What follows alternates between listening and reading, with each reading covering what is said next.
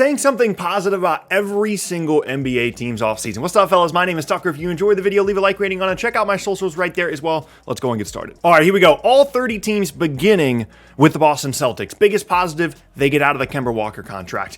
He was injury prone the entire time he was with them. Yes, they give up some assets to get rid of the contract. They get back Al Horford. Yes, there's compensation on each side.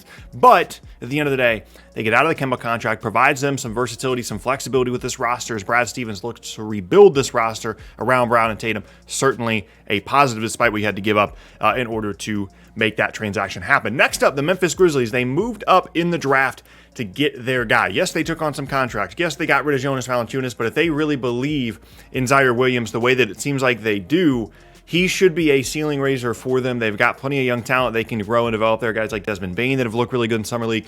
Anytime that you feel this strongly about a player, go get them and hope for the best, and that's something that Memphis did this offseason. The Minnesota Timberwolves didn't do a ton this offseason, didn't have their first-round pick, owed that to Golden State, weren't big players in free agency. Really the only move they made, the only thing to speak of here, is that they did send away Ricky Rubio to Cleveland in exchange for Taurean Prince, who at least is younger and a wing that can help them this upcoming season. They had plenty of guards. They send away Rubio. They get back a player in Prince that, yeah, is on a relatively significant deal. Probably don't want to pay him as much as he is, but it's not a long-term contract, and like I said, he's a younger player, so not that big of a deal. Portland. Damian Lillard's still in the roster. Hasn't requested a trade yet. Granted, he did not look good at all during the Olympics and reportedly is hurt. But as of August 10th, Damian Lillard has not decided that he would like to leave Portland. That's all I got. That's all I got for Portland. Utah. I thought they had one of the better value signings in free agency as I'm kind of putting together my list here of the best value signings in the entirety of NBA free agency. Rudy Gay was a perfect fit for them. They needed a wing that they could count on off the bench. They can play the three, can play the four, can guard, can shoot, provides them length and versatility and activity. Love that signing for Utah. Philly. They still have a move to make, that move being the Ben Simmons trade. It's the best thing you can say. I didn't love the Andre Drummond signing. It's literally just they have the opportunity to make a significant change on this roster in the Ben Simmons trade.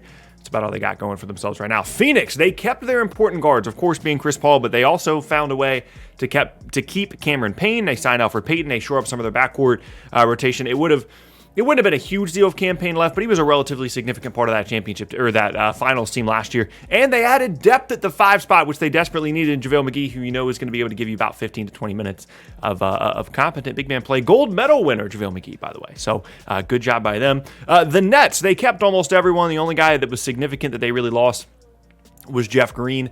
Obviously, Spencer Dinwiddie was lost as well, but he didn't really play for them last year. It was kind of expected he was going to leave regardless. And they bring in Patty Mills. Huge get for them. The Nuggets, speaking of Jeff Green, they end up with Jeff Green in free agency. The Bucks, they get George Hill back and trading for Grayson Allen. Two guys that are certainly going to help them with their shooting, because something that was kind of lost in that title run for Milwaukee was that they really didn't shoot the basketball all that well from three-point range.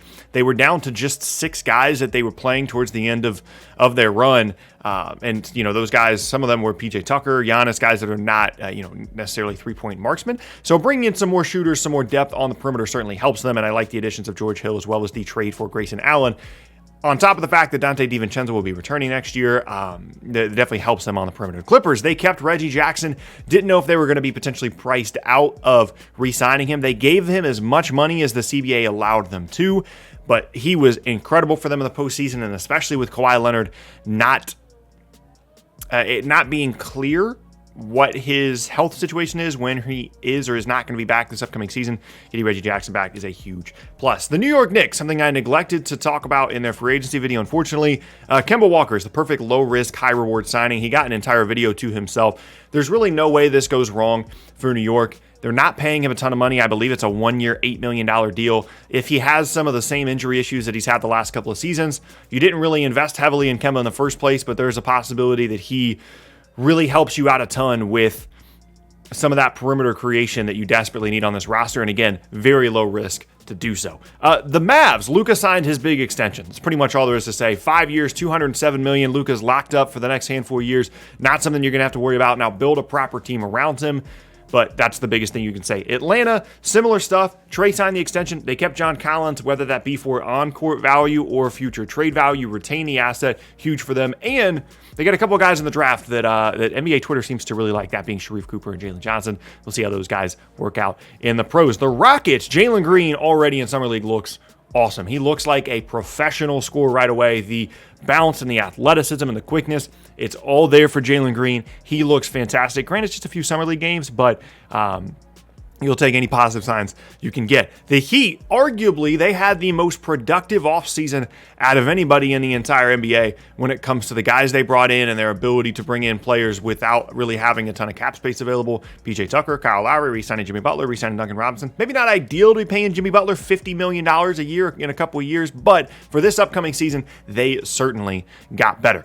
The LA Lakers, I think they did an A-plus job of filling out their roster post-Russell Westbrook trade. It was going to be difficult to do so in a reasonable and a productive way, and they certainly did a fantastic job of doing so. The Washington Wizards, they get off of the Russell Westbrook contract, and they allow for plenty of flexibility moving forward with this roster. They add rotation players, they add youth.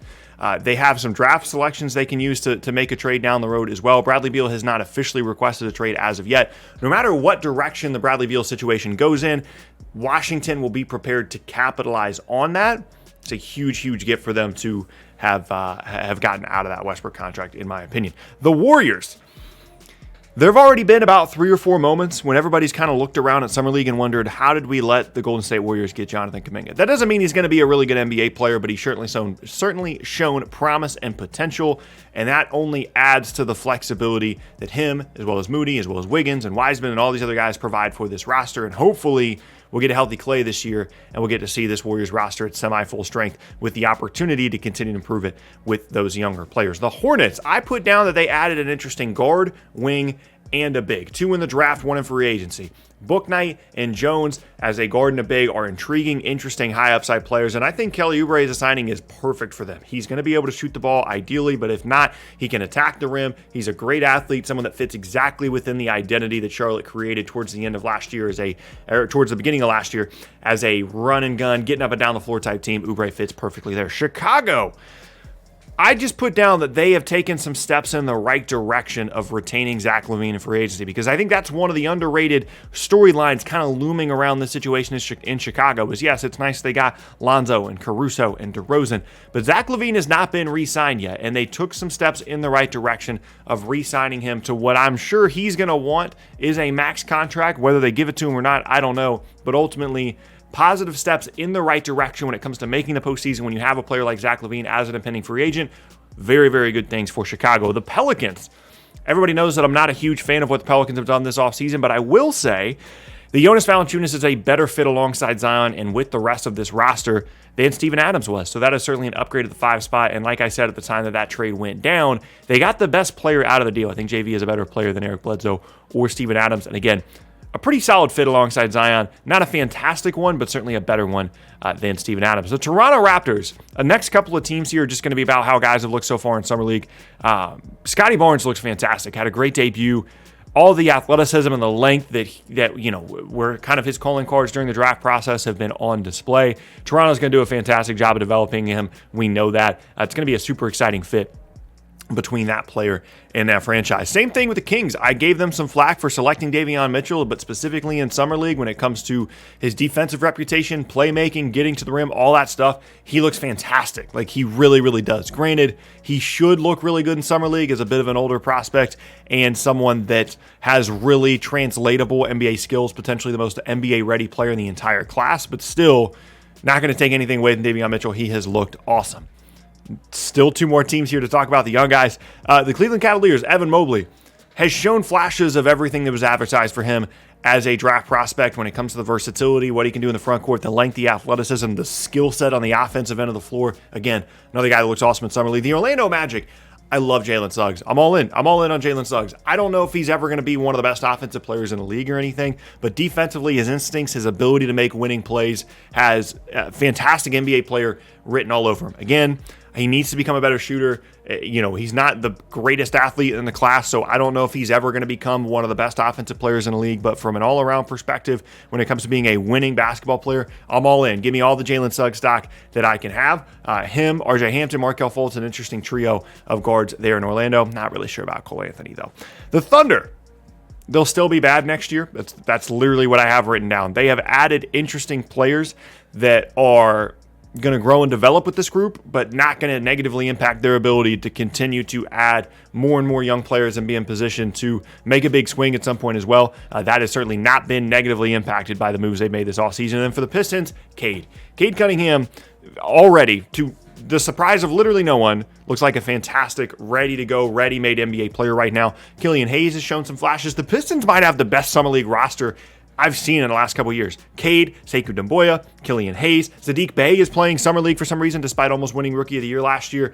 They have a really cool and an interesting roster from a Summer League perspective. Once we get into real NBA games, maybe not so much, but plenty of versatility, plenty of size and length, but cross all positions there in Detroit. And like I said, Cade looks awesome. That's something positive about every single NBA team in terms of their offseason for this year. I like to break these out sometimes because I can get accused of maybe being a bit negative at times. So I like to make sure that everybody knows that I do have some positive things to say about every single team in the league. And there they are. Hope you guys enjoyed the video. If you did, leave a like rating on it. Check out my my other videos. The box is on screen here. Check my socials as well down in the description. Hope you guys have an awesome rest of your Tuesday. Ooh, we've got Summer League tonight. The number 1 and the number 2 picks playing tonight. We got Cunningham and Jalen Green on Tuesday. So that's exciting. Have an awesome rest of your day. Enjoy it, fellas. I'll catch you next time. Peace.